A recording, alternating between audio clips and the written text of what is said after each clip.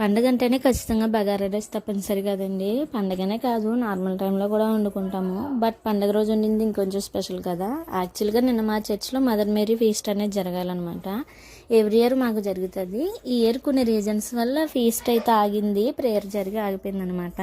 ఇంకెలాగా పండగ అనే వైబ్ మనలో ఉంది కాబట్టి ఇంకెలాగా వండుకోవాలి అనిపించింది. సో ఇంకా ఎంతసేపు ఒక 5 minutesలో అయిపోద్దని స్టార్ట్ చేశాను అనమాట. దీనికి ఎవ్రీలాగే చికెన్ కర్రీ ఇంకా బగారా రైస్ వండుకున్నాం. మేము బగారా రైస్ అనము. వీడియోస్ చూడడం వల్ల నేను అలా అనాల్సి వస్తుంది. ఇప్పుడు చాలా సింపుల్ ప్రాసెస్. ఆల్రెడీ ఈ వీడియో మన ఛానల్లో ఉందండి, ఒకసారి చూడండి. నా వీడియోస్ కానీ నచ్చితే ఖచ్చితంగా నాకు సపోర్ట్ చేయండి.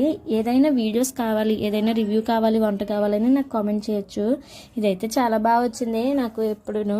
అయితే మీరు పండగ రోజు ఏమేమి తినాలనుకుంటారో నాకు కామెంట్ చేయండి. మాది మ్యాక్సిమం మేము ఎప్పుడు నాన్ వెజ్ తింటాము, ఎందుకంటే మేము వెజ్ అలాంటిది ఏమి ఉండదు. ఓన్లీ 11 daysలో తప్ప రిమైనింగ్ డేస్లో నాన్ వెజ్ అంటే మాకు ప్రాణం.